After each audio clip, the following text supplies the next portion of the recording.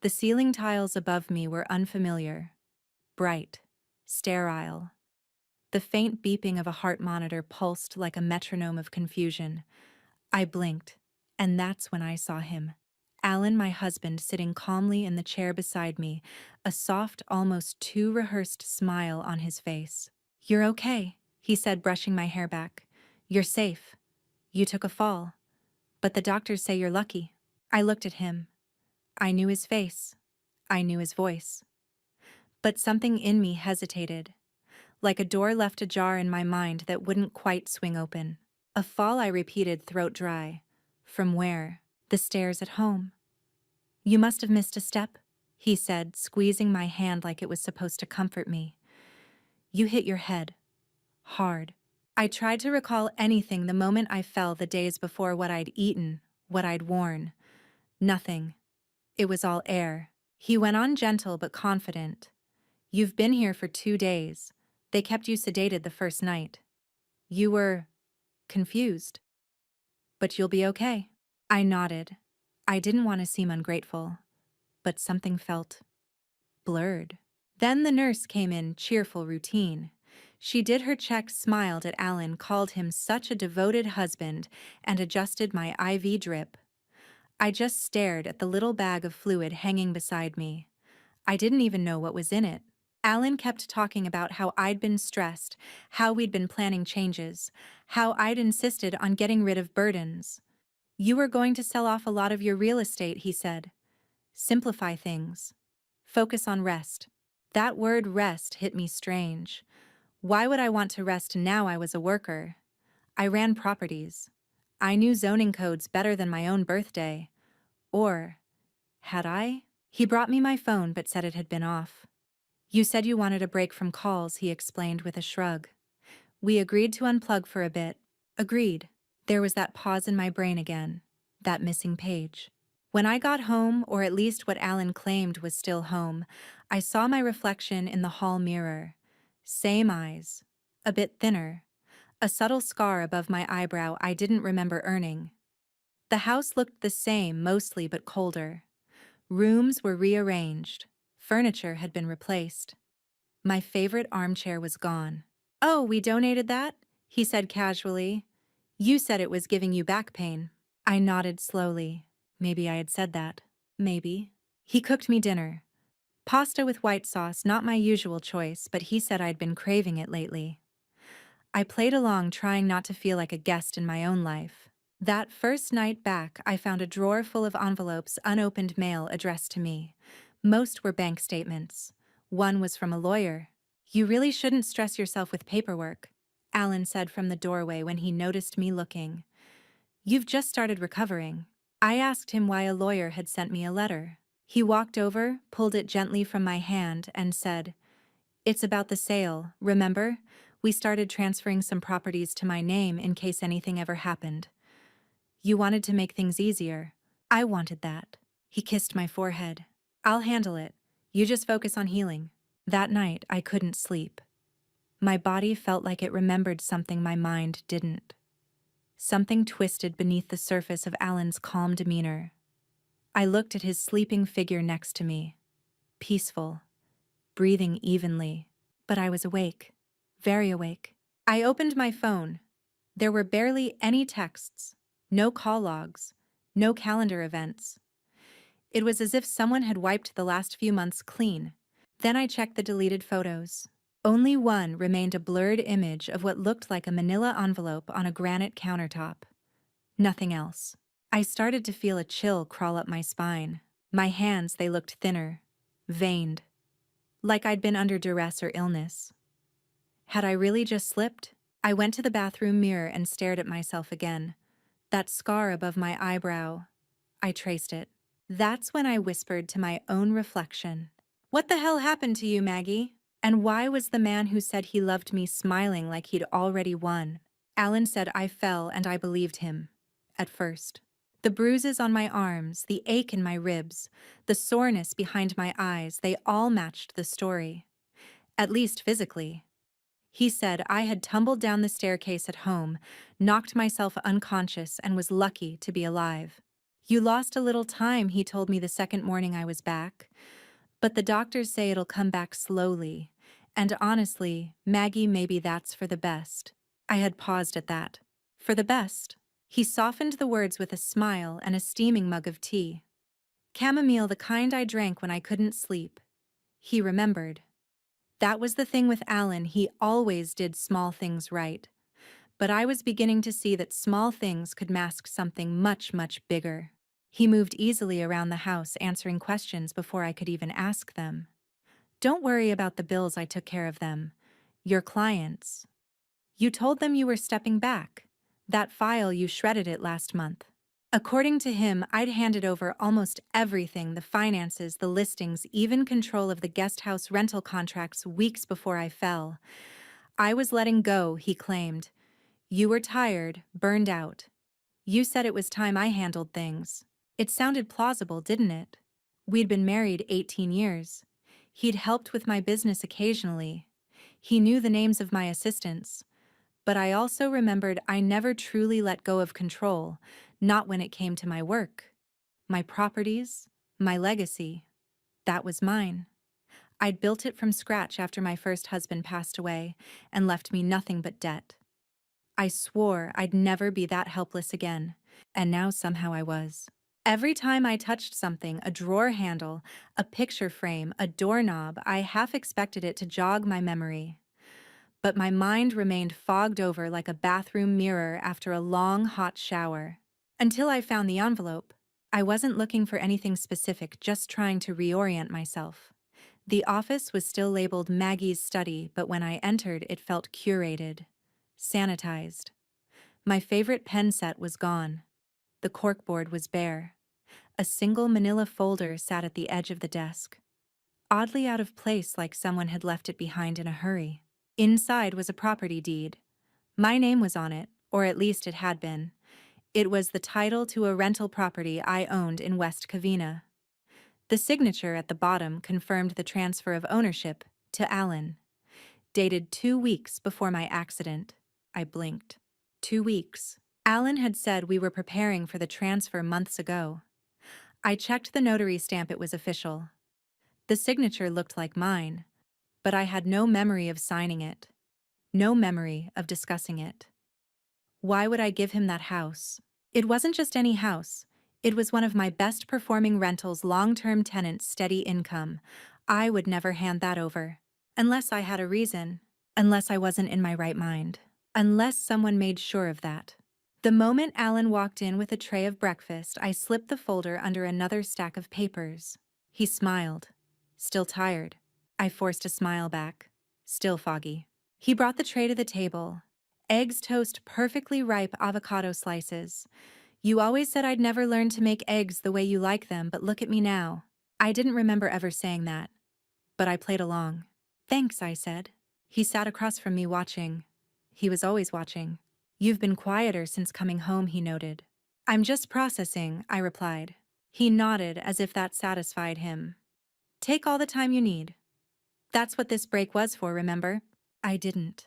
After breakfast, I excused myself to the shower. I needed space. The bathroom was the only place I felt safe enough to breathe. I turned on the water and sat on the edge of the tub, my hands trembling. This wasn't recovery. This was erasure. Something in my life had been stolen, and I didn't even know how much yet. After drying off, I went to the closet. That was when I noticed another detail: several of my clothes were missing. Not just moved, gone.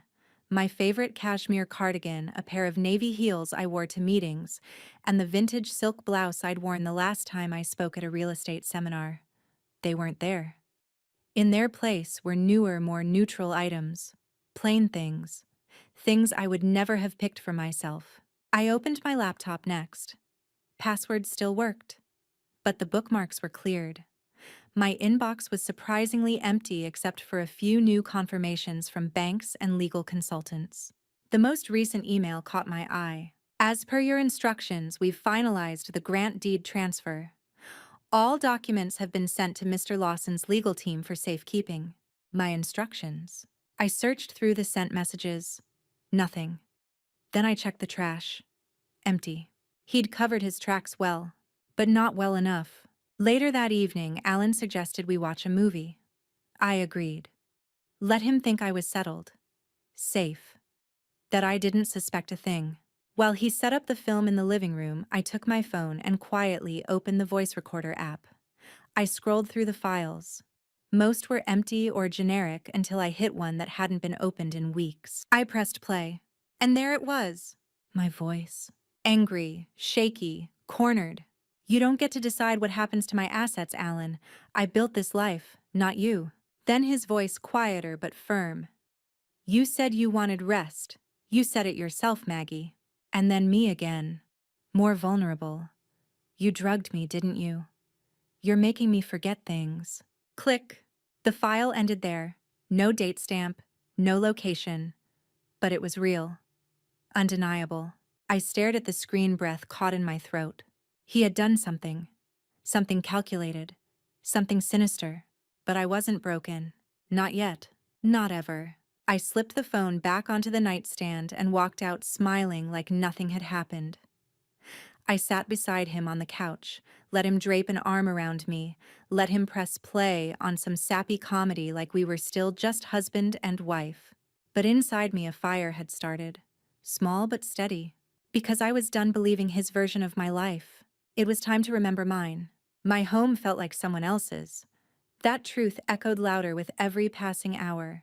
There was nothing inherently wrong with the walls, the layout, or even the soft lighting Alan insisted we always used in the evenings. But I could feel it, the absence, the erasure. Like someone had come through and gently, systematically removed traces of who I was. My color palettes were muted. My shelves were missing books I once reread every year. Even the plants in the sunroom looked different, synthetic, too perfect. Like nothing here had grown from me. And somehow Alan was always close. Too close. He'd follow me around the house in subtle ways, not overbearing, but present. Always offering tea, suggesting I rest, asking if I wanted to take a little nap. Like he wanted me just tired enough not to think too hard. Not to notice how much was gone. I started testing him. I asked about my storage unit. The one I kept on La Brea. He hesitated just for a moment and then said, "We cleared it out last month. You said you didn't want it anymore." I smiled. Right. Of course I did. I had never said that. Then I asked about Gerald, my longtime accountant. Alan said I'd let him go weeks ago, tired of the fees. Again I nodded. Inside I was screaming. The lies were coming too easily to him, which meant they'd been rehearsed. He'd had time. Time to edit my life. Time to prune it like a garden, except I was the one getting cut out. So I started looking for the roots. When Alan left the house for a quick run to the pharmacy, I waited 5 minutes, then headed straight for the garage. My briefcases used to be stored there in the tall cabinet behind the tool chest. Most were gone. But in the far back behind a crate labeled Holiday Lights, I found an old manila envelope. Inside were photocopies, receipts from tenants' inspection reports, and a monthly earnings report for the West Covina property, dated just 3 weeks prior.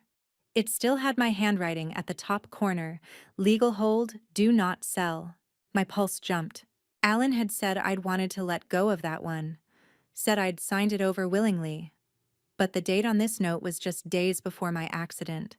It didn't make sense. Unless he'd acted fast immediately after the fall to reverse everything I had put into place. Unless he'd taken advantage of my unconsciousness. I snapped a photo of the page with my phone, then returned everything exactly as I found it. When Alan came back, I was in the kitchen humming softly, pretending to measure flour like I was about to bake something. Domestic. Soft. Predictable. "Craving your famous banana bread?" he asked, smiling like we were newlyweds again. I smiled back. Something like that. That night, I waited until he was asleep. Then I crept back into the study and checked the bottom drawer. It had always been my unofficial archive, old receipts, legal correspondences, the kind of things you don't need until suddenly you do.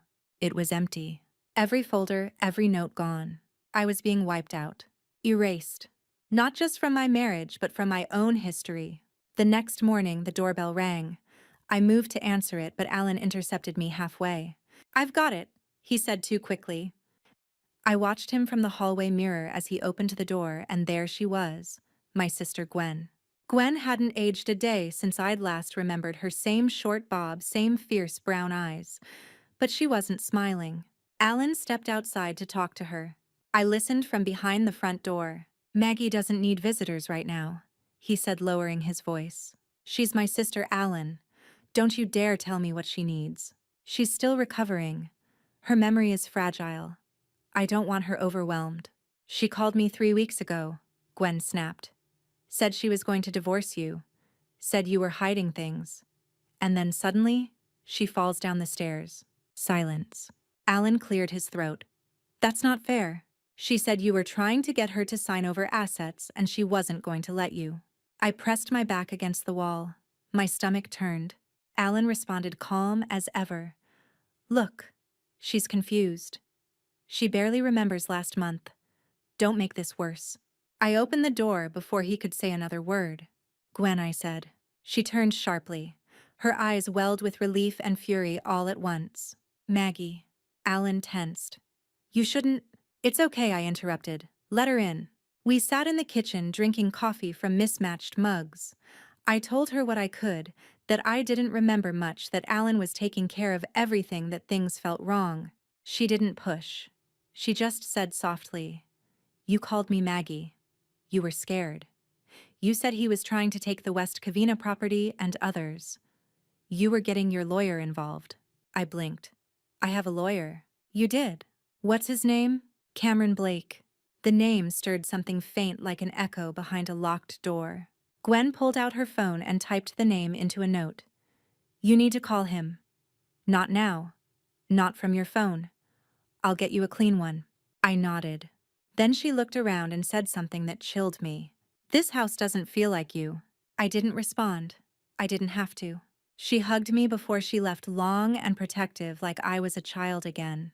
Alan watched her leave from the hallway. She means well, he said, but she has a tendency to stir things up. I didn't respond. He didn't know what I had just remembered, or that I'd seen the fear in his eyes when Gwen said divorce. And that fear, that was leverage. You insisted on selling it all, he said, and for a second I almost believed him. That evening, Alan set the table like it was a special occasion. Candles, wine glasses, even the linen napkins we'd only used during holidays. He cooked steak and asparagus, poured me a glass of red. Thought we could celebrate, he said, placing the glass in front of me. Celebrate what I asked, trying not to sound too cautious. He gave a casual shrug. You're home. You're safe. You're healing. But there was something forced in his smile, a twitch at the corner of his mouth that he quickly masked with a sip of wine. I was thinking, he continued, cutting his steak delicately, once you're back to full strength, we should take that trip to Santa Fe we always talked about. Get away from all this real estate stress. You know, unplug. Breathe. I nodded slowly, my fork untouched. Then he said it light as a breeze. I still can't believe you let it all go. Everything. Just like that. My fork froze midair. Let go of what? You know, the properties. Your rentals. The vineyard stake. You said you didn't want the pressure anymore. That it wasn't worth your health. I swallowed, heart thudding. I said that. He looked at me, a flicker of concern behind his eyes. You don't remember? I forced a smile. No, I do. It's just hard sometimes. Piecing it together. He smiled back, relieved. You were so strong, Maggie. Letting go of all that. I was proud of you. Letting go. I had spent 20 years building that portfolio. Late nights with spreadsheets, tenant calls at 2 a.m., fighting zoning battles with city councils. I remembered every struggle, but not a single memory of deciding to sell. Not one. And if what Gwen said was true, that I had called her terrified, then Alan's story didn't just feel wrong, it was dangerous. I pushed my plate forward. I'm full, I said quietly. His brow furrowed. You barely ate. I'm just tired. He nodded and started clearing the dishes. I watched his hands, calm, confident, choreographed. Not the hands of a man unsure of anything. And that's when I made my decision. I couldn't confront him head on. Not yet. not without proof. But I could do what I had always done best: observe, strategize, and act quietly. The next day, I told Alan I wanted to go for a drive. Just around town, I said. Maybe something will feel familiar. He hesitated. You sure you're up for that? I smiled. You said I needed fresh air. He agreed reluctantly and handed me the keys. I drove slowly, keeping to familiar streets, watching for anything that might jog my memory. I passed the bakery on Highland, the bookstore on Main, the coffee shop where I'd met clients. Then I passed a sign, West Covina Property Group. It clicked. I pulled into the lot and sat there, heart racing. I used to meet Gerald here, my accountant, every quarter. I used to check on my property managers from this exact street. I got out and walked slowly toward the office, afraid someone might recognize me. Inside, a young receptionist greeted me. Hi there, how can I help? I used to own property nearby. I just had some questions, I said, keeping my voice soft. I'm Maggie Lawson. Her eyes widened slightly. Oh, we haven't seen you in a while. You know me? She nodded. Sure. You used to come in with Gerald. And your lawyer. Tall guy. Cameron. That's the one. Is he still your point of contact? I asked. I think so, but he hasn't been around much lately. After, well, everything. Everything. She shifted awkwardly. You know, the accident. I smiled politely, pretending I remembered more than I did. Could you check something for me? I asked. The ownership file for 1028 Crestview Lane. She hesitated. I'd have to ask a manager. That's okay, I said quickly. Thank you. I left before she could alert anyone. The last thing I needed was word getting back to Alan that I was sniffing around.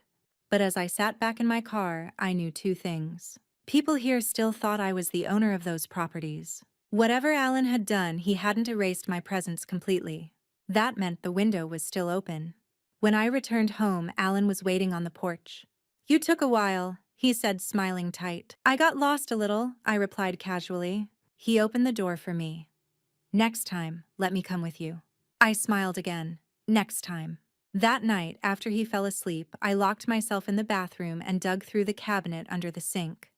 I found the small safe I kept there, a backup stash of documents and flash drives. The code hadn't changed. 0406, my first husband's birthday. Inside, I found an old thumb drive labeled Client Docs, Legal. I plugged it into my laptop and opened the files. There it was, a folder titled Alan Freeze. Inside, emails, PDFs, voice recordings, and a draft of a letter addressed to Cameron Blake. I no longer trust Alan with access to any financial matters involving the West Covina property, the Brentwood duplex, or the 14th Street triplex. Please prepare documents to restrict access until further review. I want him frozen out. Dated 4 days before my fall. I sat back in my chair, breath shallow. This was it. This was the line. Alan hadn't just taken advantage of my accident, he'd acted before it. He knew what I was planning. And now I knew what he'd done. He'd tried to erase me. But I was still here. And now I remembered exactly who I was. My sister's voice cracked the illusion. And once it did, I couldn't unhear the cracks in everything else Alan said. The next morning, Gwen called me from a burner phone. We had arranged it the day she visited, just in case Alan was monitoring mine. I answered quickly, locking myself in the laundry room, where I knew the signal was weaker and the walls thicker. Maggie. Her voice was low, urgent. Did you find anything? I did, I whispered. I found a letter I wrote to Cameron asking him to freeze Alan out of everything. Before the accident. 4 days before. Silence on the other end, then a slow breath. Jesus, you were getting ready to protect yourself. And now, I'm fighting to remember what I was trying to stop. Gwen didn't speak for a moment, and then her tone sharpened. You need to see Cameron. Face to face. He'll know what happened. Can you set it up? I asked, quietly. Already working on it. We hung up. I stood there for a long moment, surrounded by detergent bottles and forgotten baskets of clean laundry. It felt like the safest place in the house. When I returned to the kitchen, Alan was pouring himself a second cup of coffee. You slept in, he said cheerfully. I needed it, I lied. That drive yesterday wore me out. He grinned. Told you you're pushing yourself too fast. You've been through a lot. I nodded, watching him over the rim of my own mug. The ease with which he said those words, as if he hadn't played the starring role in what I'd been through, made my skin crawl. 2 days later, Gwen texted me from the burner. Tomorrow, 1 p.m., Northwood Park. Cameron will be waiting. I told Alan I wanted to go for a walk just to clear my head, I said. I think I'm ready to be out on my own again. He looked hesitant. Are you sure? I won't go far, just the park. He finally nodded, though I could see the gears turning behind his eyes. He didn't trust me. Not completely. But he still believed I trusted him. That was his mistake. I parked a block from the park and walked the rest of the way. The sun was high. Children were laughing near the swings. Couples walked dogs. I spotted Cameron almost instantly, tall, thin, still in his signature brown overcoat, even in the heat. He turned when I approached, his face shifting from neutral to concern the moment he saw me. Margaret, he said gently, you look like someone who's been lied to. I finished for him. We sat on a bench in the shade, angled away from the street. I don't remember everything I told him, but I found the letter. The one I sent you. You were helping me separate from Alan. He nodded. You were planning to take legal action. He didn't know it at first, but once he realized you were moving assets into trust, he tried to delay everything. Delay. He said you were having episodes, that you weren't mentally stable. I stared at him, stunned. He said I was unstable. Yes, Cameron said quietly. He even contacted the firm and tried to suspend your account access. Claimed you were making irrational financial decisions. And then I conveniently fell down the stairs, I said bitterly. Cameron's jaw clenched. Maggie, do you think he pushed you? I don't know, I whispered, but I wouldn't put it past him. We sat in silence, the sounds of the park moving around us like a separate world. You had me draft a power of attorney reversal, Cameron finally said. Did he go through with the transfer before you signed it? I nodded slowly. He must have. I found property deeds in his name. Some dated after I fell. Others dated right before. He moved fast. He was prepared. Cameron reached into his briefcase and pulled out a folder. These are the drafts you asked me to prepare. Trust declarations. Rescission letters. We never filed them. You were supposed to come into the office on Monday. I fell on Sunday, I said, my voice flat. He nodded. Exactly. I took the folder. My name was on every page. My signature was missing. Until now. I need to undo what he did, I said, quietly, before he knows what I'm doing. I can help, Cameron said. But it has to be clean. You'll need witnesses. Forensic proof if we want to argue undue influence. I smiled faintly. I've been collecting it. Back home, Alan was sitting on the couch with a manila envelope on his lap. He looked up as I entered. Hey, just got some mail from the lawyer. Thought I'd check it first before you get overwhelmed. I froze, then casually sat across from him. Anything important? He opened the envelope. A single sheet inside. He pulled it out. Then his face changed. It wasn't a document from our lawyer. It was a blank piece of paper. I smiled slowly. You okay? I asked. He recovered quickly, tucking the paper back into the envelope.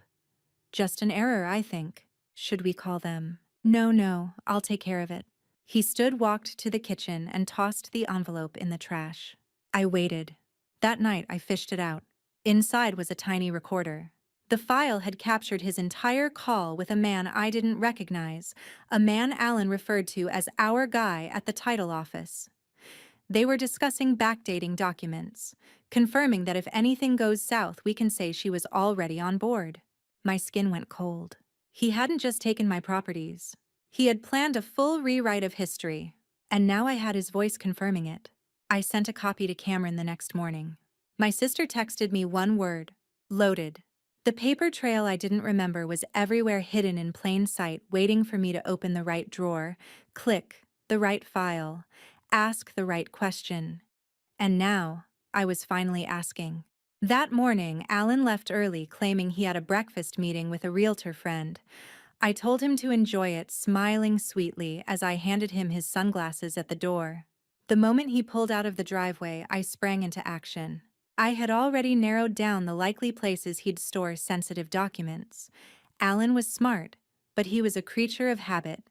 If he followed the same instincts I once knew, then his trail would be in the upstairs office, the safe in the walk-in closet, or on the shared desktop computer in the living room, which he thought I didn't know how to use. I started with the office. There was a locked drawer in the antique oak desk, the same one he'd once insisted was too valuable to actually use. I remembered the way he said it, that thin smile he gave when lying. I slid a knife between the frame and the lock and popped it open with a satisfying click. Inside was a stack of folders. One was labeled Transfers ML. I opened it slowly. Inside, deed transfers, bank authorizations, power of attorney documents, all dated in the 3-week period leading up to my fall. And each one had my signature, or what appeared to be my signature. I stared at one in particular, the deed for my Brentwood duplex. It had my name scrawled across the bottom, but the flow of the handwriting looked off, stilted, like someone had copied it. I knew my own loops, the weight I placed on the G in Margaret.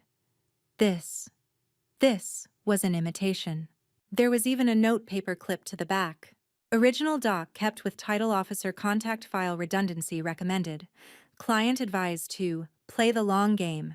Client, not husband, not partner. Client. It was like reading a stranger's business transaction, except I was the one being sold off. I scanned and emailed the entire folder to myself through a secure app Gwen had set up for me, then returned the folder exactly as I found it. Next, the safe in the closet. The code was still the same the year we got married. Inside were jewelry boxes, old passports, and 2 external hard drives. I took both. I'd have Cameron's tech guy go through them. Then I turned to the shared desktop computer in the living room. Alan had created a new profile on it, one I wasn't supposed to use. I guessed the password within 2 tries. He always used the same variation, our wedding anniversary, or the name of his first car. Once inside, I found folders tucked away under MISC docs, not even password protected. There were email drafts with attached PDF files labeled Final Transfer V3 Proxy Filing, and one titled Guardianship Option L. Guardianship. The blood drained from my face. He hadn't just tried to take my assets. He'd been preparing to argue that I wasn't mentally competent to handle my affairs, that I needed him to take care of me legally, financially, even medically. He had the documents ready. He had even drafted a letter to submit to a judge outlining my erratic behavior and long-standing stress-induced memory lapses. He was building a case. One where I wasn't just weak, I was dangerous to myself. And then he'd be free to control everything. My fingers trembled as I copied the folder onto a thumb drive and deleted every trace of my access. Then I shut the computer down and returned to the kitchen just as Alan pulled into the driveway. I was pouring tea when he walked in. "Good meeting?" I asked with a smile. "Not bad," he replied, setting his keys on the counter. "You seem energized." "I finally got some good sleep," I said. "Clears the mind." He didn't reply, but I saw the way his eyes studied me, like he sensed the shift, like he knew I was no longer playing dumb. That evening, Gwen picked me up under the guise of a sister's spa night. Alan didn't even blink. We drove straight to Cameron's office. Cameron and his tech consultant Julian were already waiting. I handed over the hard drives and the thumb drive. Julian plugged them in immediately. Within minutes, he was pulling up email threads, calendar invites, and audio files Alan had thought were long deleted.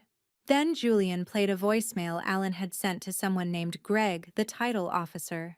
"Just make sure she's off the records by Monday. If she remembers anything, we'll say she agreed under duress from her business debts.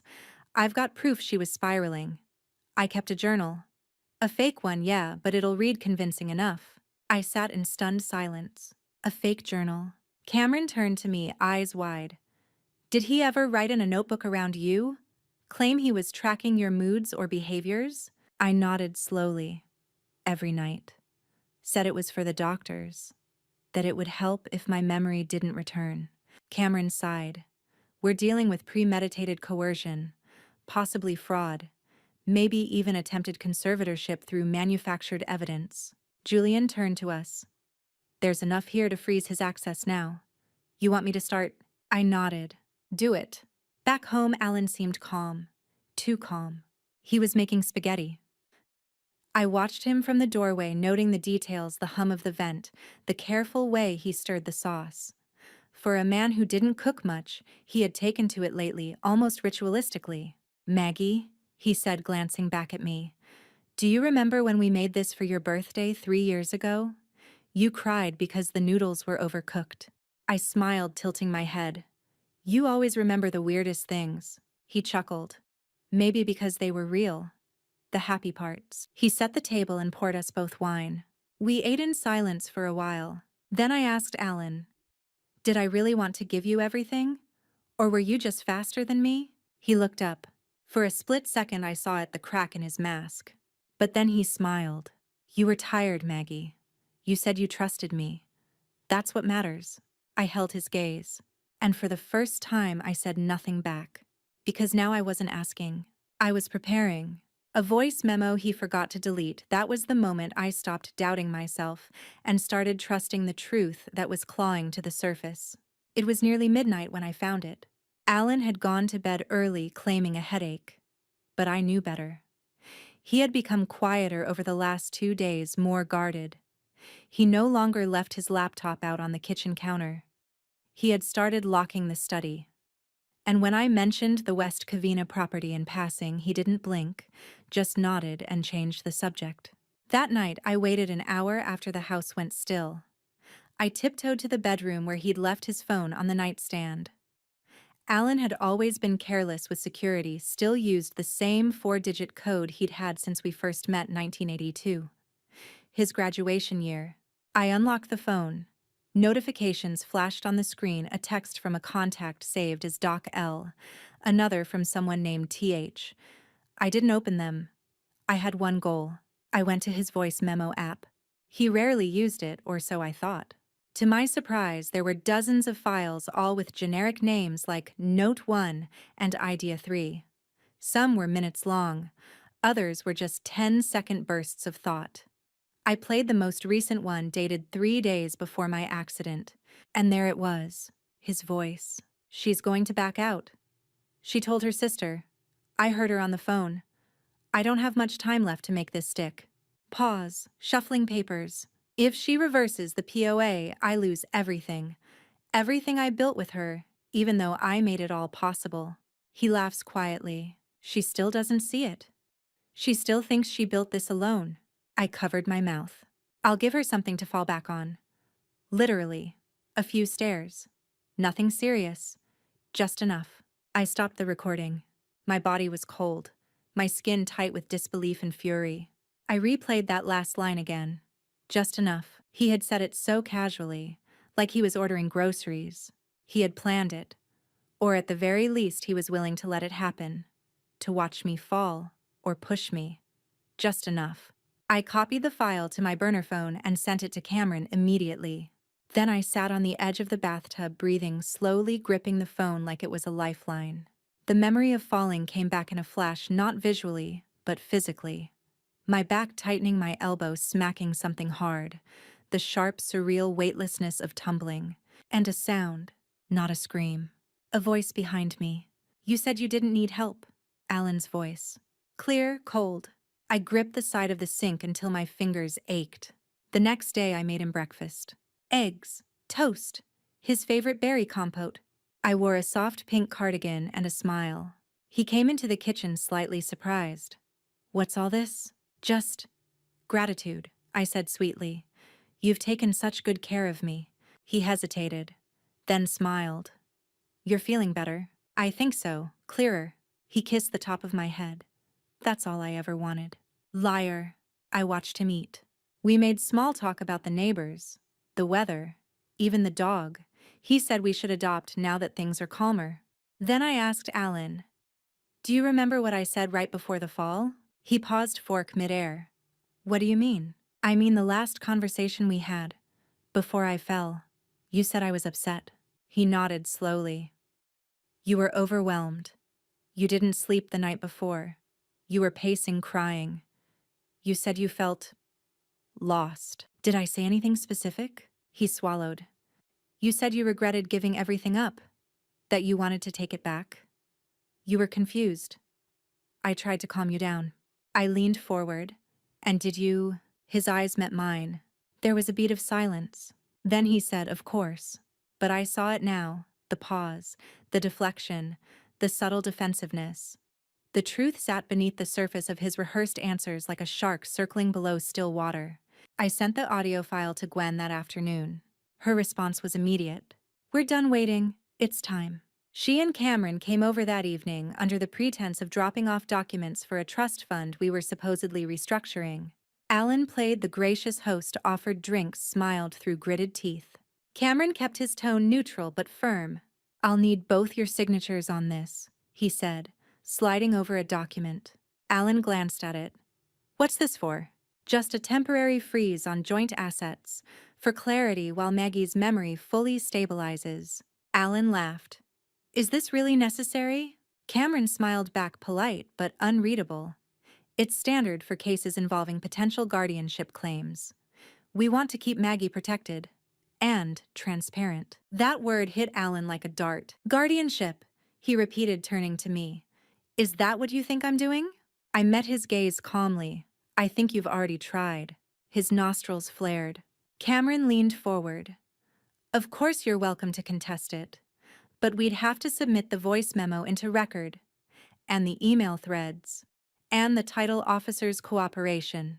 Alan's mouth opened, then closed. For the first time since I woke up in that hospital bed, I saw him lose control, not outwardly, but internally. His shoulders slumped. His eyes darted. His smile faltered. I had him. He stood up slowly. I think I need a moment. He left the room, walking into the kitchen like a man walking into the gallows. I turned to Cameron. How long before we can act? I asked. We've already begun. Judge's order will be filed tomorrow. The assets are locked down. And the properties? We'll claw them back. Gwen squeezed my hand under the table. For the first time, I let myself exhale. That night, I stood in front of the mirror in the bedroom, brushing my hair. Alan came in quietly. I never meant to hurt you, he said softly. I met his reflection in the glass. Yes, you did. He looked down. I gave you everything, he said. No, you took everything, I replied. And now I'm taking it back. He looked up again. I loved you. I turned to face him. You loved what I had, what I built. And when you realized you couldn't control it anymore, you tried to erase me. He didn't deny it. He just left the room. I watched him go, then turned back to the mirror. And this time, I recognized the woman staring back. I pretended to forget because playing weak gave me access to the truth he was trying so hard to bury. After the confrontation with Cameron and Gwen, Alan didn't leave the house. Not physically, not emotionally. He stayed close like a shadow made of guilt, pacing around me, making small gestures, as if those could undo what had been exposed. He stopped asking questions about my memory, but I noticed he became more attentive, opening doors for me, asking if I was warm enough, even suggesting we start fresh with a short getaway. That was his way. When Alan felt control slipping, he didn't lash out. He nurtured, smothered, dressed manipulation up in a cardigan and a breakfast tray. And he still thought I was buying it, so I gave him what he needed, the illusion that I was. I let my eyes glaze over when he talked about finances. I feigned confusion when he brought up names like Gerald or our contact at escrow. And when he asked me how I felt, I always replied, I'm still remembering. But I trust you. Those words, I trust you, worked like tranquilizers. His shoulders would drop, his voice soften. He'd even touch my cheek like the husband he once pretended to be. Meanwhile, I was collecting everything. I had cameras installed in the study and living room, small, discreet ones Gwen helped me order under a fake account. I kept a journal of everything Alan said, how he said it, and when. I used 2 burner phones, one for Cameron and Gwen, the other for off-site backups. And when Alan began making calls from the back porch, thinking the outdoor space gave him privacy, I recorded those too. He was still trying to salvage something. I heard him asking people if assets held in LLCs could be repositioned to delay forfeiture. I heard him say phrases like, she's calmer now. Maybe I can talk her back into it. But the most telling moment came on a Tuesday afternoon while he was supposedly out getting groceries.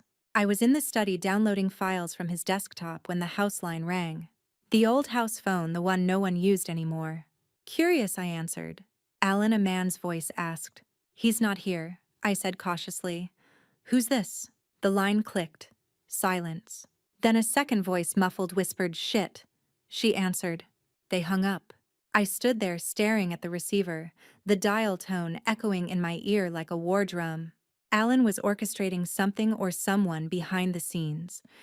And now I had a voice to trace. I wrote everything down, handed it to Cameron that night, and we added it to the growing case file. But even with evidence piling up, we still needed something more powerful, confirmation from someone involved. Someone inside the fraud. That's when Gwen had an idea. We reached the title officer, she said. The one from the memo. Greg. If Alan thinks he still has control, Greg might still be in his pocket. But if we push the right way, he might flip, Cameron added. So we did. Gwen sent a formal request through one of her friends at the planning office, a request for clarification on the grant deed of the West Covina property. We knew it would land on Greg's desk. 2 days later, Gwen got a text. Who the hell is sniffing around my file? She didn't respond directly. Instead, she called from a restricted number posed as someone from the county compliance unit and scheduled a follow-up review conversation with Greg at a public cafe. She brought me with her not as a witness, but as a quiet observer. Greg showed up 10 minutes late. Late 40s, receding hairline, crisp beige button-down. Nervous from the second he sat down. Gwen got straight to the point.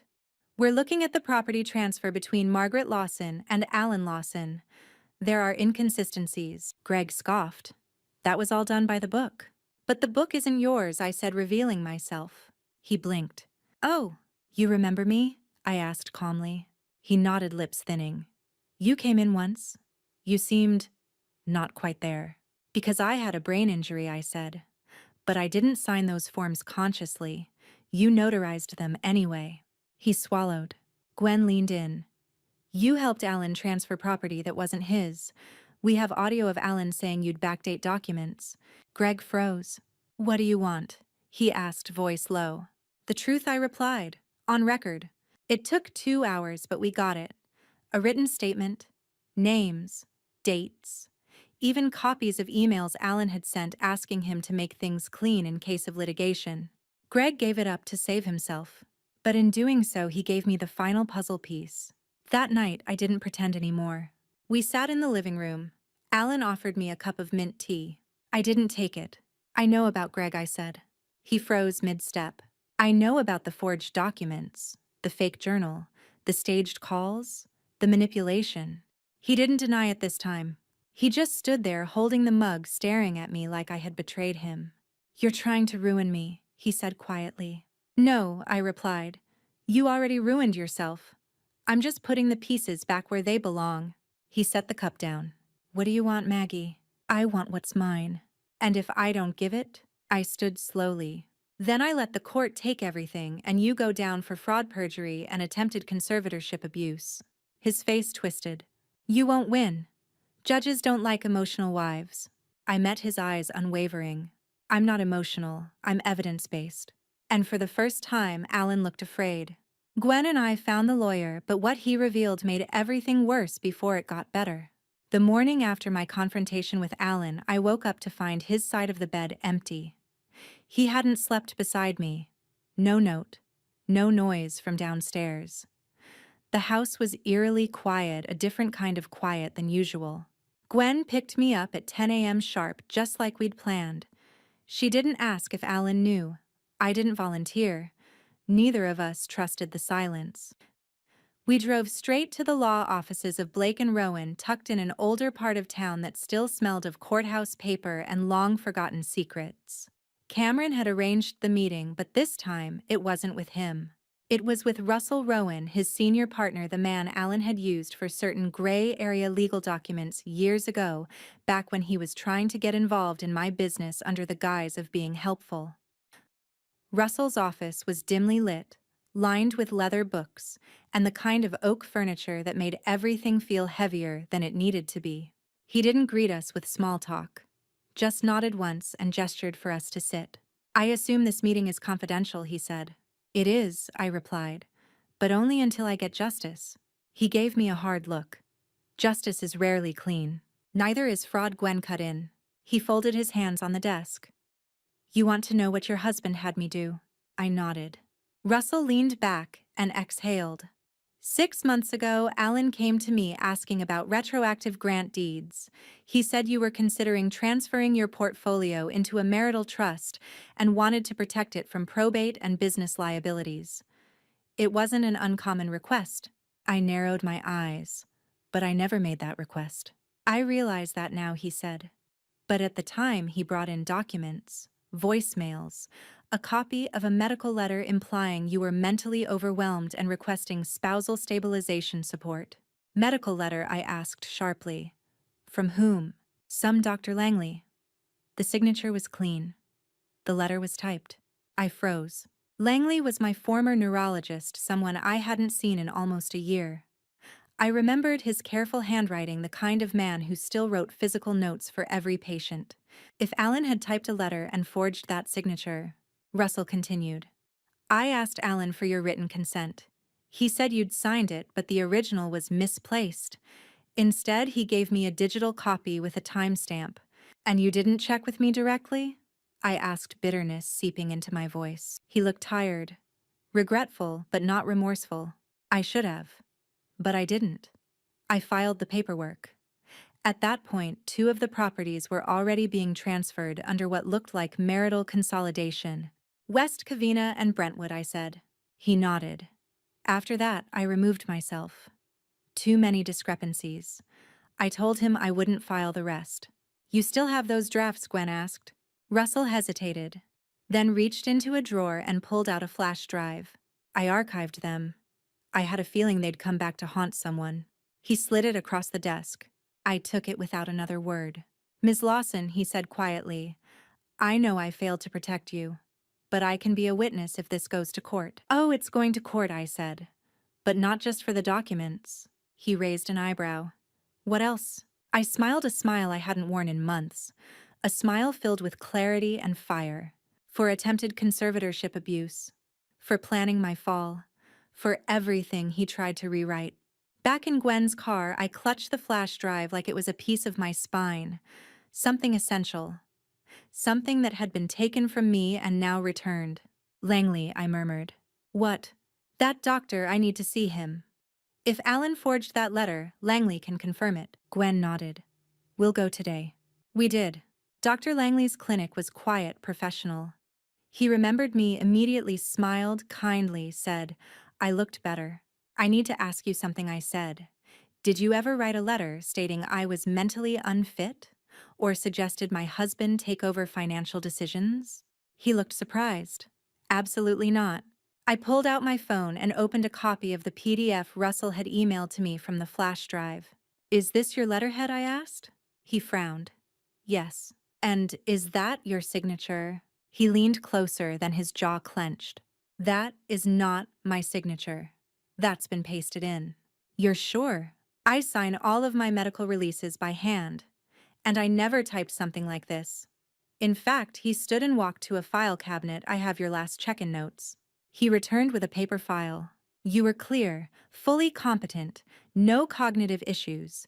You were under stress, yes, but you were stable. I wrote that in my notes. I scanned the page and felt my chest tighten.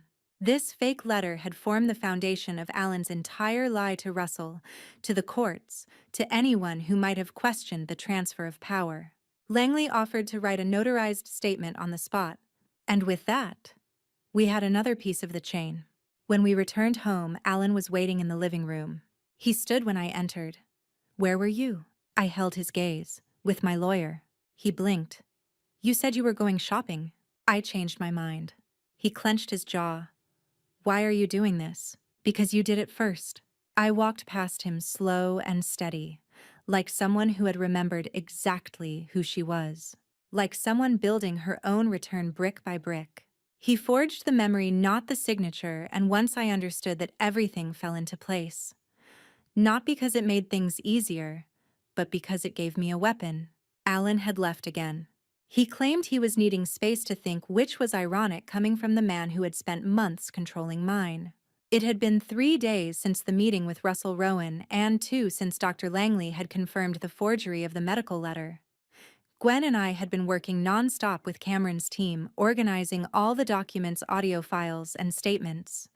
We were preparing to file the first injunction to reclaim my properties and legally freeze Alan's access to anything in my name.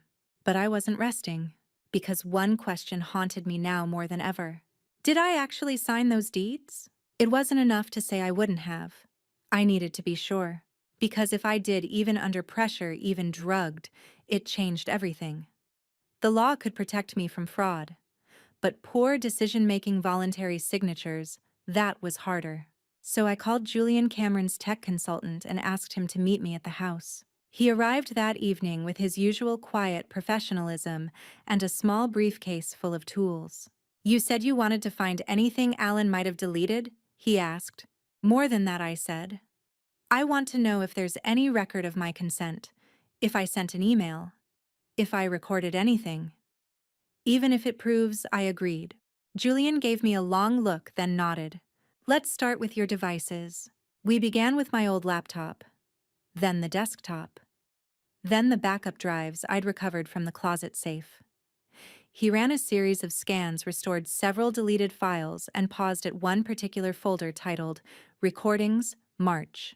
There were 7 files. 3 of them were mundane me making notes about property tax filings. The 4th changed everything. My voice. "Alan, I told you I don't want to sign anything until I talk to Cameron. These documents don't make sense." His voice. "You're overthinking it. They're just formalities." Me again, frustrated. "This one removes me from the title. That's not a formality." Him calmer, slower. "You're tired. That's why we're doing this. For your peace." Me sharper now. "You think I'm stupid? I know what this is. You want to get everything before I change my mind." Long pause. Then him, "Just sign Maggie. It's easier this way." The audio ended there. Julian looked at me. "That doesn't sound like consent." "No," I whispered. "It doesn't." He found the file's timestamp exactly 36 hours before the accident. That was the missing link. I may have signed something under pressure while disoriented, but I was not in sound mind, and I knew it. That meant any signature after that point could be challenged, not just morally, legally. Julian recovered more, including a deleted text Alan had sent to someone labeled NL. It read, "She's resisting. Slipped up yesterday. If she doesn't go along with the plan soon, I'll have to push the timeline." The word push lingered in my brain like a bitter aftertaste. That night, I sat alone in the living room, lights dimmed. I stared at the fireplace mantel where Alan had once placed a framed photo of us from our honeymoon in Italy. I had removed it weeks ago, replaced it with a neutral painting of a birch forest. Funny how healing looks like white silence. My memory was returning. Not all at once, but enough. I remembered the night I fell. I remembered the wine. I remembered the way Alan's voice sounded, that syrupy kindness he used when I started asking too many questions. I remembered standing at the top of the stairs, dizzy, the floor shifting beneath me. And I remembered the hand on my shoulder, not pushing hard. Just enough. Enough to make me lose my balance. Enough to let gravity finish the betrayal. I closed my eyes and whispered to myself. He didn't forge my name. He forged my doubt. And I had let him. Until now. The next morning, Cameron and Gwen joined me at the county records office to file our case. We brought notarized affidavits from Dr. Langley, Russell Rowan, and Greg, the title officer.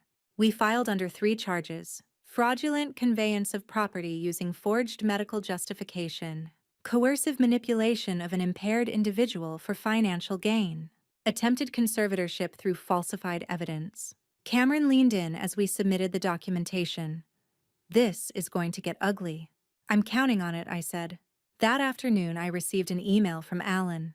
Subject line, "You really want to do this?" There was no body, just an attachment. A scanned letter. It was another note supposedly written by me, dated 2 days before the fall, stating I was willingly and freely transferring ownership of the Brentwood and West Covina Properties, to Alan Lawson in the interest of marital trust. It looked official, except for one thing. The signature was mine, but the flourish on the L in Lawson curved the wrong way. That detail had changed after a hand injury I'd gotten 5 years ago, something only a forensic analyst would notice. Or someone who'd never paid real attention. I forwarded the email to Cameron. His reply came quickly. Good. Let him keep trying. It strengthens our case. Then Gwen sent me something that made me smile for the first time in days. A clip from an old voicemail Alan had accidentally left on her phone back in February. If Maggie ever tries to leave me, she'll regret it. You can't just build a life with someone and take it back like a toy. I saved it. Not because I needed more proof, but because sometimes revenge is just the sound of your enemy incriminating himself in stereo. The night before our first court hearing, I sat in the guest room and wrote myself a letter. Not for evidence, for closure. You were not weak. You were careful. You saw love and tried to believe in it. You gave trust because you wanted to live without paranoia. That is not a flaw. That is strength. What he mistook for fragility was actually grace. What he tried to steal will be returned. What he tried to silence will rise louder. What he tried to erase will write its name in ink. And what he broke will walk into that courtroom whole. I folded the letter and slipped it into my purse. Not for the court. For me. The next morning, Alan arrived late to the courthouse. His suit was wrinkled, his jaw unshaven, his usual confidence diminished. I didn't speak to him. I didn't even look at him. Because in that moment, I was no longer the woman who had doubted her own memory. I was the woman who had remembered and then rebuilt every last truth he had tried to bury. The woman I was before came back. But she wasn't alone anymore. She brought with her every piece of truth Alan tried to scatter, every corner of strength he never believed I'd find again. The courtroom was colder than I expected. Or maybe it was just me. I sat beside Cameron dressed in a deep navy suit that I'd nearly forgotten I owned, tailored, understated, powerful. My hair was pinned back, simple pearl earrings in place. No makeup beyond what I needed to look alert. I didn't want sympathy. I wanted to be believed. Alan sat 2 tables away. He looked smaller than I remembered, not in height but in posture. Gone was the man who used to stride into charity galas like he owned the building. Now he adjusted his collar nervously, looked around too often, blinked too quickly. His lawyer whispered something and Alan gave a small, bitter nod. We didn't make eye contact. Judge Rowan entered, a woman in her early 60s with sharp glasses and an expression that could carve through steel. The bailiff called out the case. Lawson v. Lawson. Petition for civil injunction, asset reallocation, and reversal of fraudulent property transfer. There it was, my life reduced to a line of cold legal vocabulary. Cameron stood. Your Honor, he began. This is not a simple property dispute between spouses. This is a calculated campaign of manipulation, psychological pressure, and forged medical rationale, all used to steal a woman's autonomy while she recovered from a traumatic brain injury caused under suspicious circumstances. I closed my eyes, inhaled slowly. When I opened them again, Judge Rowan was watching me, not Cameron. Alan's lawyer rose next, a sharp, well-groomed man named Elliot Myers. All smirk, no soul. Your Honor, my client acted in good faith during a time of emotional and medical instability in his marriage. There is documentation, audio recordings, and written consent from Mrs. Lawson indicating her willingness to transfer her assets into a marital trust. The suggestion that this was coercion is a generous interpretation. Generous. That word stuck in my throat like glass. Judge Rowan adjusted her glasses. I will review all evidence thoroughly, but first I'd like to hear from Mrs. Lawson herself. All eyes turned to me. I stood, walked to the witness stand, raised my right hand and swore in. My voice was steady. My heart, however, beat like thunder beneath my ribs. Mrs. Lawson, the judge began. Let's begin with this. Were you at any point of sound and independent mind when you signed over these properties to your husband? No, I said, clear as glass. Why not? Because I had suffered a head injury, I replied. Because I was being drugged slowly, subtly. because I was manipulated into believing I was broken when in truth I was only confused. I pulled out a small recorder from my purse. With your permission, I said I'd like to play a recording from 2 days before the accident. The judge nodded. I pressed play. Alan's voice filled the courtroom. She's going to back out, she told her sister. I heard her on the phone. I don't have much time left to make this stick. If she reverses the POA, I lose everything. Just enough, a few stares. The judge raised her hand and I stopped the recording. Silence followed. My breathing was the only sound I heard. Then I continued.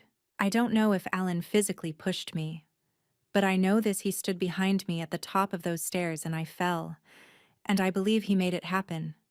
Not with a shove maybe, but with a plan. I felt Alan's glare like heat on the back of my neck, but I didn't turn around.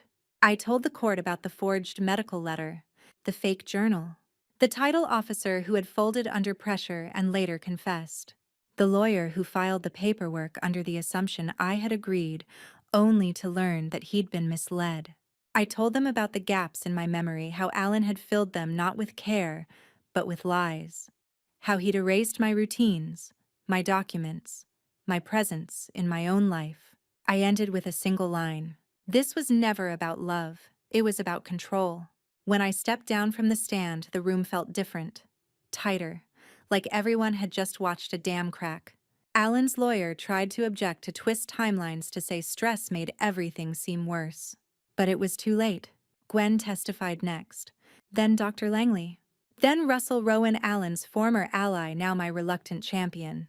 And finally, Cameron submitted the forensic handwriting report confirming that some of the signatures on the transfer deeds were not mine or had been signed under inconsistent cognitive pressure, with tremors not present in my usual writing. That was the turning point. Judge Rowan called for a recess, and when we returned, her ruling was swift. The court finds that the transfer of assets from Margaret Lawson to Alan Lawson was performed under duress, with sufficient evidence of coercion, and is therefore null and void. All properties and financial instruments will be returned to their prior state effective immediately. Furthermore, this court acknowledges the psychological manipulation Mrs. Lawson endured during her recovery. Mr. Lawson's conduct may be subject to additional criminal investigation pending further review. Alan didn't speak. He didn't even flinch. He just sagged. Like everything he'd worked so hard to steal had been scooped out of his chest. Because it had.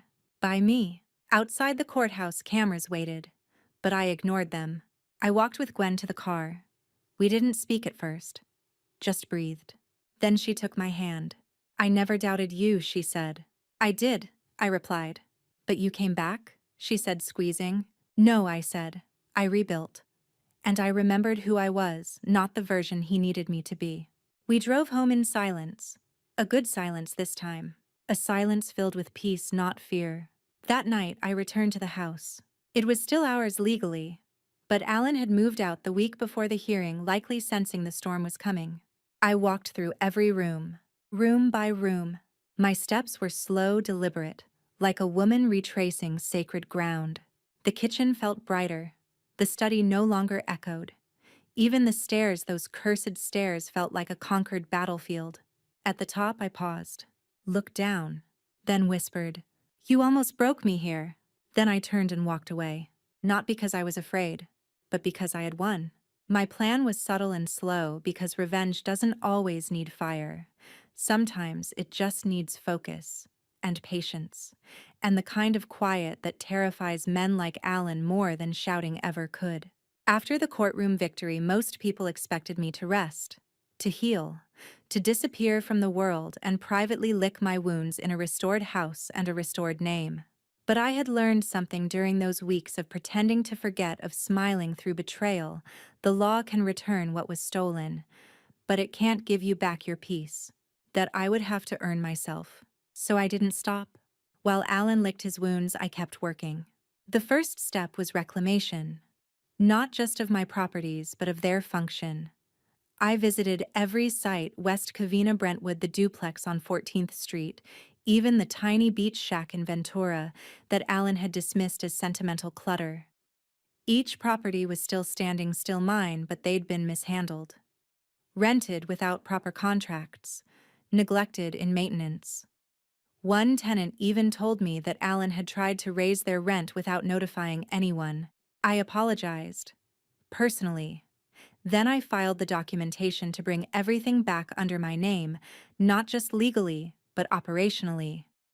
I hired new managers, reinstated Gerald, my former accountant, reconnected with old clients and associates who had been silently waiting, unsure of what happened to me. To them, I said one sentence: I'm back. And that was enough. But the real work was internal. For weeks, I couldn't walk past a mirror without flinching. Not because of how I looked, but because of who I remembered being. A woman who once second-guessed herself so deeply she let a man gaslight her into thinking she was unraveling. And so I made a list. A quiet, handwritten list. What Alan taught me and what I will never forget again. Trust your instincts even when they shake. If someone insists they're protecting you, ask from what? Silence isn't safety, it's strategy. Use it wisely. Memory can be rewritten, character cannot. Just because you love someone doesn't mean they won't harm you. I taped the list to the back of my closet door. Not out of spite. Out of reverence for the woman who almost disappeared and the one who pulled her back. One evening, about 3 weeks after the ruling, Gwen and I sat in the backyard watching the sun dip behind the hedge. She was sipping her favorite wine, the same brand we used to share before Alan came into my life, and started replacing things like corkscrews and glassware and entire belief systems. I've been thinking, she said, swirling her glass. We should take a trip. Somewhere far. Just for us. Anywhere but stairs, I muttered, and we both laughed. But the laughter had weight, like it came from deep underground. I was terrified for you, she said softly. When you called me that night before it all, I'd never heard your voice like that. I was terrified too, I admitted. Gwen looked at me. And now, I'm still scared, I said. But now I know what to do with the fear. I leaned back and stared at the stars as they began to appear one by one like memories returning. The next day, I received an unexpected letter from Alan. Not a legal demand. A personal letter. Handwritten. It read, Maggie. There are 2 types of pain, the kind you earn and the kind that follows you. I thought I could control you because I was afraid you'd outgrow me. And you did. I won't contest the judgment. I won't ask for a dime. But I had to say it, you were always more than I could ever be. I hope one day you can forget me, the version I became. Not for me. For you. Alan. I folded the letter and slid it into a drawer, not to hold on to, but to contain. Then I changed the locks, again. But Alan wasn't entirely gone. Cameron called me a week later with a dry chuckle. He filed an appeal, he said. I didn't flinch. Of course he did. He won't win. We've got more evidence than ever. I'm not worried, I said. Because I wasn't. By then I had rebuilt everything, the properties, the reputation, the systems. But more importantly, I had rebuilt myself. He could appeal all he wanted. He couldn't touch me anymore. Around that time, I began writing again, not just legal responses or business emails, but real writing. I opened a blank document and titled it, The Woman Who Forgot Nothing. It wasn't a memoir. Not exactly. It was a warning. A blueprint. A roadmap for anyone who'd been gaslit into silence, who'd been tricked into doubting their truth, who'd ever asked themselves, am I crazy? When in fact, they were being broken piece by piece by someone who smiled while doing it. The pages came quickly, not because it was easy, but because it was necessary. I wasn't just surviving anymore. I was creating something Alan couldn't erase. Then came the interview request. A women's legal advocacy podcast had heard whispers of my case and wanted me to speak. Gwen was hesitant. Cameron warned it could stir things up. But I said yes. Because if Alan had been willing to erase me quietly, I would reclaim myself loudly. The interview aired 2 weeks later. I didn't say his name. I didn't need to. I spoke in truths, not revenge. And within hours, I got messages from women across the country. I thought I was alone. This happened to my mother. I needed this more than you know. Thank you for remembering who you are. That last one hit the hardest, because it reminded me my revenge wasn't that I got everything back. It was that I came back stronger, and I was staying. His arrogance was my weapon, and the more he believed I was fragile, the more invisible I became. Invisible enough to get close, close enough to watch him burn everything down with his own hands. Alan had filed his appeal exactly 21 days after the original ruling the legal maximum in our district. It was a weak attempt, a thin stack of paper padded with dramatic phrasing about misunderstood intentions, domestic pressure, and the fragility of human memory. He still didn't get it. This wasn't about memory anymore. It was about clarity. And mine was razor sharp now. He had no real case. Cameron told me as much when we met in his office. Still, he advised we stay one step ahead. People like Alan don't stop because they're wrong, he said. They stop when they're out of oxygen. So I made sure he was out of breath before the next hearing ever began. I started with his allies. During our case, Alan had leaned heavily on two associates to create the illusion of legitimacy: Greg, the title officer, who folded once we pressured him, and a man named Niles Hollister, a financial advisor who had, at Alan's request, rerouted my liquid investments into joint holdings. At the time, I hadn't understood just how deep that went. But now I did. With Cameron's help, I opened a formal inquiry into Hollister's firm, requesting a full audit of any accounts opened, adjusted, or closed in my name without direct consent. We uncovered two such accounts. One of them had been emptied 5 days before I regained consciousness in the hospital. Alan had moved over $80,000 into a personal investment project that failed within weeks. It wasn't just unethical, it was illegal. And with that, we had enough to report both Hollister and Allen to the State Board of Financial Practices. Greg was already cooperating to save his license. Now Hollister was next. I didn't need to take Allen down. He'd surrounded himself with people who would do it for me not out of loyalty, but out of desperation. But the best moment came 2 weeks later. I received an invitation from Allen, hand-delivered, a letter in his handwriting asking to meet. Maggie, I know I've lost. I won't fight you in court again. But I need to explain some things not legally. Personally, I owe you that much. Dinner. Just us. No lawyers. No Gwen. No traps. I'll be at Marlowe's on Thursday night at 7. If you don't come, I'll understand. But I hope you do. Alan. I stared at the envelope for a long time.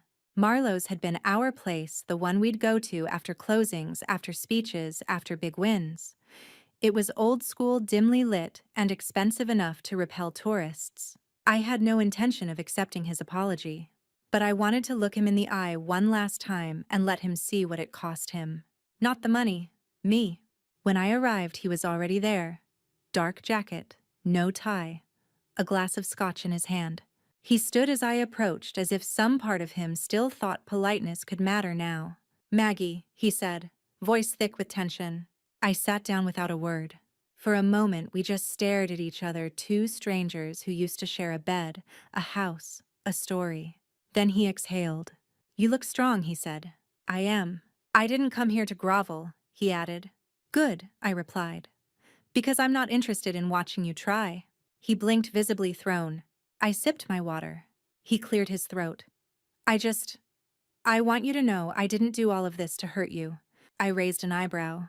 I did it because I was scared, he continued. Scared of being left behind, of being useless. And so you thought you'd steal from me, I said, voice flat. Rewrite my legacy while I was unconscious, convince the courts I needed to be cared for like a child. He didn't respond. You don't get to claim fear as an excuse, I said. Not when I trusted you. Not when I needed you. He looked down. I don't expect you to forgive me, he said finally. I won't, I replied. Silence. Then he looked up, and for the first time in months, I saw something different in his eyes.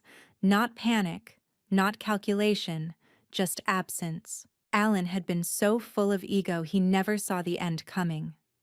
Even now, he still didn't fully understand the wreckage he'd caused, or that the thing he missed most wasn't my assets. It was the way I used to look at him, and that was gone forever. I stood. You invited me here to soothe your guilt, but you don't get closure. I do, and I earned it. He didn't stop me as I walked out, didn't call after me, didn't follow, because there was nothing left to say. Outside, the air felt cooler, lighter. I got into Gwen's car. She'd insisted on driving me just in case, and I barely shut the door before she asked, "Well, he still thinks he's the victim," I said. "Of course he does. But I think he finally knows. He lost." Gwen smiled. "He lost a long time ago. You're just the one who figured it out first." In the following days, I tied up the last threads of his unraveling. The state board opened formal investigations into Hollister and Gregg. Allen's accounts were frozen under judicial oversight, all assets reviewed, all activities suspended. There would be no more appeals, no more shadow deals, no more polite betrayals wrapped in silk handkerchiefs. Everything he tried to build off my back collapsed, and not because I pulled it down, but because it was never built to last. He built it out of lies, and lies don't hold up in storms. I spent a lot of time after that alone. Not lonely, just alone, relearning what it meant to have silence that wasn't filled with tension, to walk through a house without calculating someone else's moods, to eat dinner without pretending. One night, I sat in the guest room, the same room where I used to hide files, notes, phones, and opened a bottle of wine Gwen had left for me with a note that read, "To the queen of her own kingdom again." I poured a glass, sat down at my desk, and looked over the manuscript I'd been writing in secret. The Woman Who Forgot Nothing, now over 120 pages long. Part memoir, part survival manual, part declaration. I added a new line at the top of the next chapter. "Arrogance is a house with 1,000 windows. If you're quiet long enough, you'll find the one he left open." Then I hit save. And I smiled. Courtroom cold justice and calm fury, that's what it came down to in the end. Not a scream. Not a breakdown. Just the quiet sound of consequences finally arriving. I had expected the final hearing to feel ceremonial, a formality to tie off the loose threads. But it wasn't. It was sharp. It was direct. And it was final. The fraud charges Allen faced for property misappropriation, falsification of medical statements, and coercive abuse had been investigated thoroughly over the previous month. His former financial advisor, Niles Hollister, had agreed to a plea deal in exchange for cooperation. Gregg, the title officer, submitted a full affidavit. And the evidence: Cameron had meticulously collected emails, recordings, deleted drafts, forged medical letters now sat neatly packaged in the prosecutor's file. Allen arrived at the courthouse alone. No lawyer. No one to speak for him this time. When he walked into the courtroom, he avoided looking at me. I wasn't surprised.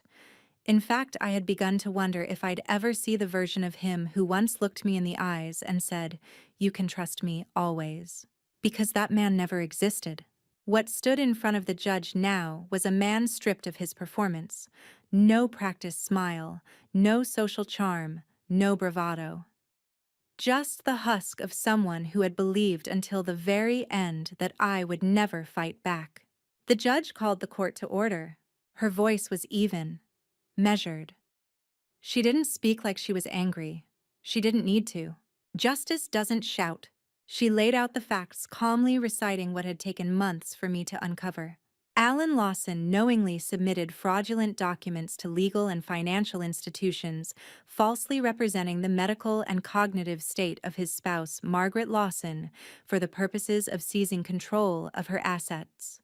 The court finds that these actions were not only unethical, but criminal in nature and warrant further review under civil and possibly felony statutes. When she turned to me, her expression changed, not to warmth, but to weight. "Mrs. Lawson, you are entitled to full restoration of property, business ownership, and all legal rights previously signed under duress or misrepresentation." The court also acknowledges the psychological harm incurred and refers this matter to civil damages proceedings should you choose to pursue them. I nodded once. I didn't need more. What I needed, I already had. Outside the courthouse, reporters hovered like flies. Cameron shielded me with his usual grace, and Gwen linked her arm through mine as we made our way to the car. But I stopped midway, because I saw him, Allen, leaning against the brick wall near the sidewalk, his tie loosened, his shirt wrinkled, watching me. We made eye contact. For once, I didn't feel anything. Not anger, not fear, not even pity. Just space. Vast cold space where a marriage used to be. I turned away and got into the car. We didn't speak for the first few minutes. The radio played softly some quiet piano instrumental. Then Gwen said, "Are you okay?" I nodded. "I thought I'd feel something more," I said. "But I don't." "That's good," she replied. "That means it's really over."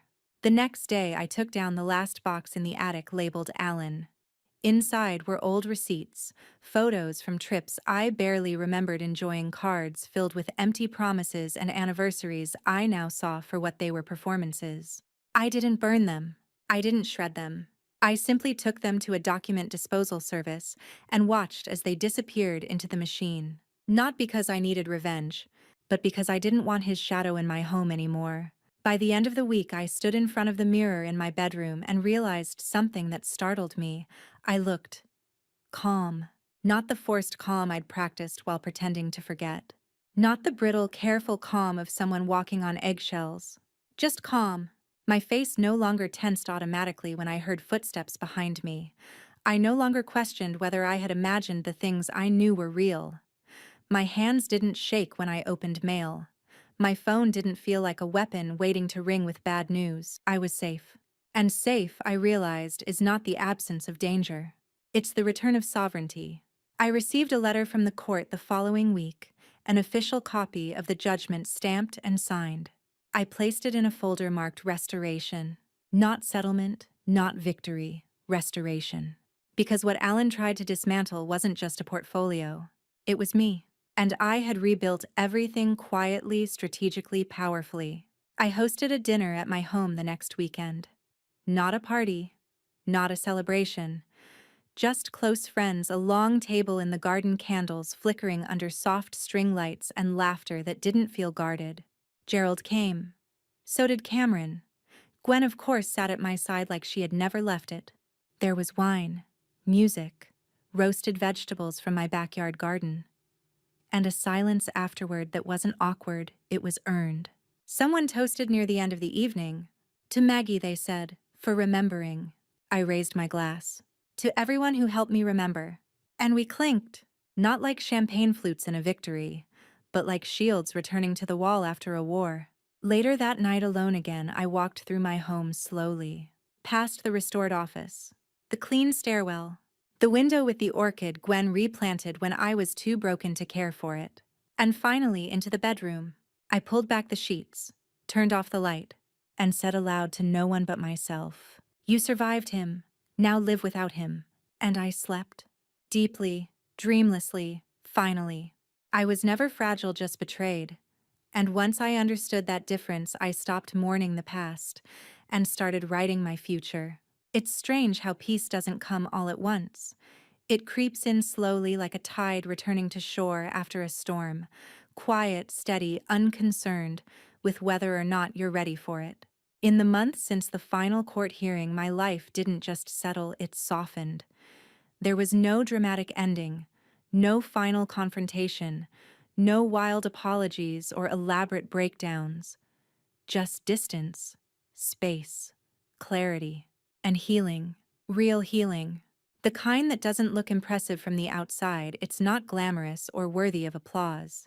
It looks like watering your own plants again, like opening the mail without dread, like taking a walk just because the air smells good. I stopped measuring my days in terms of Alan, of what he stole, what he tried to make me forget, what he left behind. I no longer flinched at his name. It became small, a faded corner of a chapter I no longer reread, because now I was writing new ones. One of the first things I did after the case was settled was change the locks again. Not just on the doors, but on the parts of myself I had once left wide open to charm, to convenience, to people who used vulnerability as a blueprint for control. But I didn't harden. I just became more deliberate. I built routines again, not out of necessity, but out of joy. I hosted brunches. I picked out curtains. I relearned my old recipes. And I reconnected with a part of myself that had nothing to do with survival.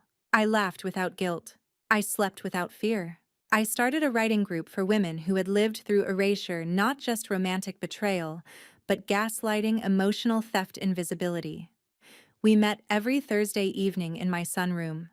We brought wine, we cried, we laughed, we shared, and we healed. Together. I still keep the flash drive. The one with all the files, the emails, the recordings, the paper trail Alan left behind. I don't keep it out of spite.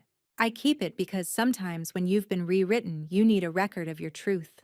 Something that says, you were not crazy, you were not confused, you were right. And that truth saved you.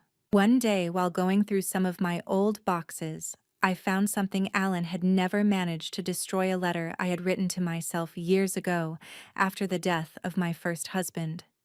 It was meant to be a promise, but it read more like a dare. Don't forget what you survived. Don't let grief shrink you. And if someone ever tries to silence you again, speak louder. I smiled as I read it, and I realized I had kept that promise, even when I didn't know I was. As the seasons changed, so did the way I moved through the world. I no longer looked over my shoulder. I no longer kept secrets in drawers. My passwords were strong, but my boundaries were stronger. And as for Alan, the last I heard, he had moved 2 cities away. Quietly. No new business ventures, no new headlines. His name faded from my property records, from my mail, from my life. He tried to control the narrative. But the beautiful thing about truth is that it always outlasts performance. One evening, Gwen and I sat on my porch with cups of herbal tea. It had rained earlier, and everything smelled new: the grass, the wood, the world. She looked at me and said, "Do you ever think about writing the full story?" "I already am," I said, nodding toward the stack of pages on my desk inside. "But I mean, publicly?" I paused. Thought about the interviews I'd already done, the emails I'd received, the letters from women who said things like, "You made me feel seen. You made me feel sane." And I realized something. This wasn't just my story. It was bigger than me. It was about every woman who had ever been told you're just tired. Every woman who had been handed a pen while gaslit into silence. Every woman who had forgotten how powerful she was, until she didn't. So yes, I finished the book. The Woman Who Forgot Nothing. And when it was published quietly, modestly, it reached exactly the people who needed it. Not a bestseller, not a billboard, but a whisper passed hand to hand. And that was enough, because whispers can move mountains. Sometimes I still stand at the top of the staircase, the one I fell from. I run my hand along the railing, remember the moment everything went dark. And then I smile, because the fall didn't break me. It woke me up. Slow emotional fade out, 300 words. If you've stayed with me this long, maybe something in this story speaks to you. Maybe you've doubted your own memory. Maybe someone convinced you that you weren't reliable or whole or sane. Maybe you handed over something you didn't mean to: your time, your safety, your voice, because they said, "It's better this way." If that's you, then hear this. You are not crazy, you are not weak, and you are not alone. You are a woman who may have forgotten for a while, but that forgetting does not define you. What defines you is that you came back. I'm not asking you to get revenge. I'm asking you to reclaim. Because the best revenge is not rage. It's remembering who you are and never letting anyone rewrite that again. Thank you for listening to my story.